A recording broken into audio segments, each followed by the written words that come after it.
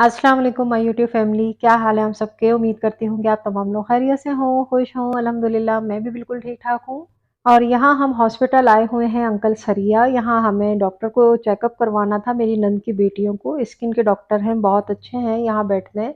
सुबह में हम तकरीबन साढ़े 9 बजे निकल गए थे यहाँ आने के लिए, क्योंकि डॉक्टर साहब सुबह में ही बैठते हैं। मेरी नंद की बेटियों को आना था, तो मेरे हस्बैंड के साथ मैं, वो और मेरी नंद की बेटियाँ हम लोग यहाँ पे आ गए थे। डॉक्टर सैयद हामिद ज़की नाम है। अगर आप लोगों को भी किसी अच्छे स्किन के डॉक्टर को दिखाना हो तो ये बहुत बेस्ट हैं, अंकल सरिया में बैठते हैं। सुबह की टाइमिंग है इनकी, साढ़े 9-10 बजे तक ये आ जाते हैं। तो हॉस्पिटल की सफाई पे बिल्कुल ध्यान नहीं दीजिएगा, वो उसका तो बहुत बुरा हाल हुआ हुआ है, लेकिन डॉक्टर्स बहुत अच्छे हैं। वहाँ से ख़ैर चेकअप के बाद फिर हमने वहाँ से मेडिकल स्टोर से उसके लिए सारी दवाइयाँ ली। 1 मंथ की दी थी उन्होंने। उन्होंने कहा था 1 महीने के बाद आना है, और अभी हमें गए हुए थोड़ा-सा टाइम हो गया है, तो मेरी नंद की बेटियों को माशाल्लाह से फ़ायदा हो रहा है वहाँ से। और फिर हम वहाँ से गुल सेंटर की तरफ चले गए थे, बहुत करीब है, मतलब पैदल का ही रास्ता है कि आप चले जाएँ।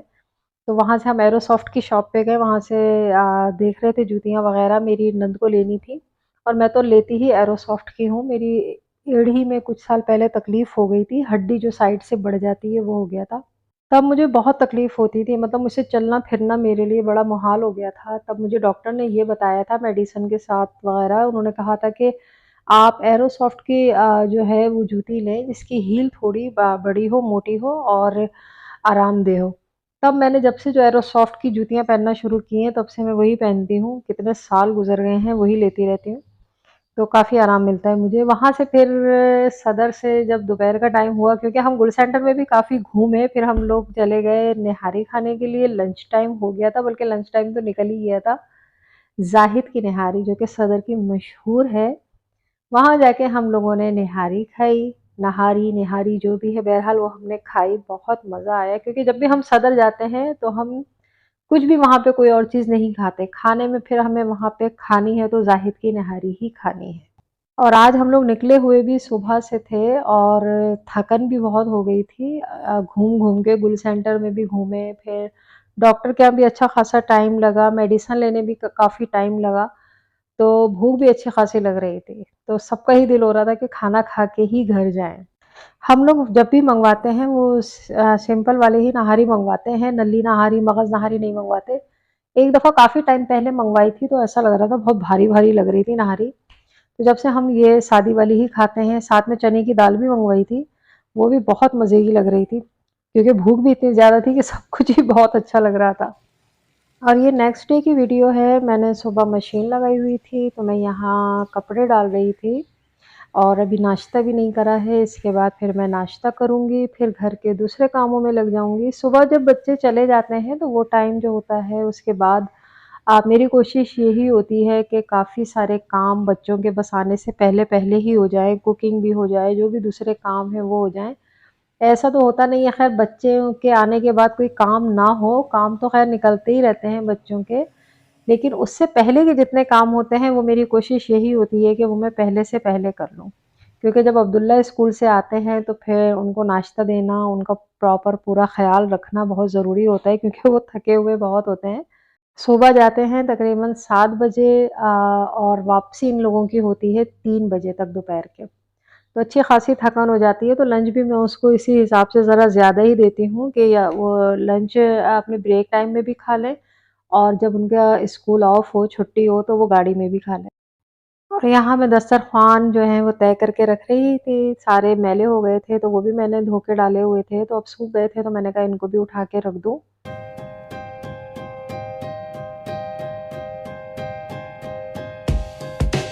और मेरी अम्मी मेरे घर आई हुई हैं रहने के लिए, तो सुबह नाश्ता बहुत हल्का करती हैं, वो उनसे कुछ खाया नहीं जाता। तो कभी 2 स्लाइस खा लेती हैं, कभी 2 पापे खा लेती हैं, बस चाय के साथ। तो कहती हैं इस टाइम मुझसे कुछ नहीं खाया जाएगा। तो मैं क्या करती हूँ, उसके बाद उनके लिए जो दलिया है, जौ का दलिया, उसको बना के ना फ्रिज में ठंडा करने के लिए रख देती हूँ, और थोड़ी देर के बाद जब उन्हें 1 डेढ़ घंटे के बाद भूख लगती है, तो वो मैं उनको दे देती हूँ।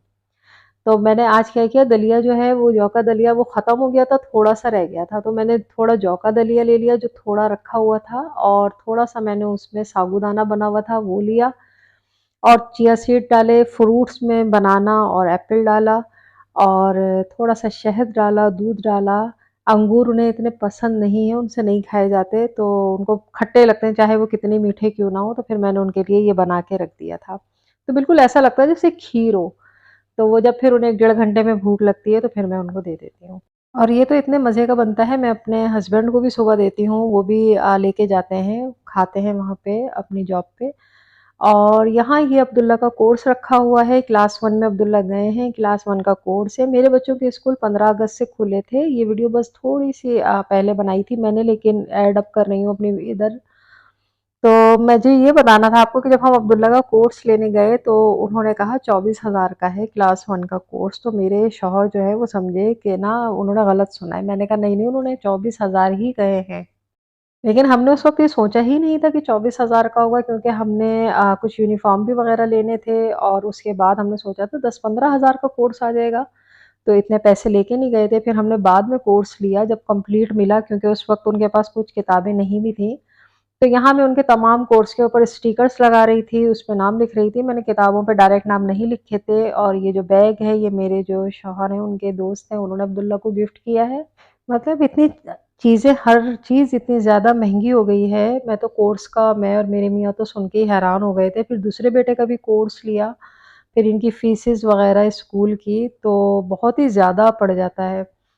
और यहाँ बच्चे फ्रूट नहीं खा रहे थे, मैंने इनको दिया भी, इन्होंने नहीं खाया। फिर मैंने क्या किया, तमाम जो भी फ्रूट्स घर में था उसकी चाट बनाई, और फिर इस तरह इन लोगों को मैंने खिलाया। मैंने कहा किसी तरह तो खाएँ, कुछ ना कुछ करके। और यहाँ अब्दुल्ला जो हैं और हमारे घर के बच्चे जो हैं, वो सब देख रहे हैं मैच, और अब्दुल्ला को तो मैच माशाल्लाह माशाल्लाह समझ में भी आता है। मैं तो समझती थी ये सिर्फ़ ऐसे ही शोर मचा देते हैं, लेकिन इनको सब पता है, सब देखते हैं, बहुत खुश होते हैं। जब मैच आ रहा हो तो ये तो हिलते ही नहीं है वहाँ से। हस्बैंड को भी मेरे भूख लग रही थी, तो मैंने चनों का सालन जो बना हुआ था उसमें बॉयल एग डाल के उनको पराठों के साथ दिया, तो वो खाना खा रहे थे।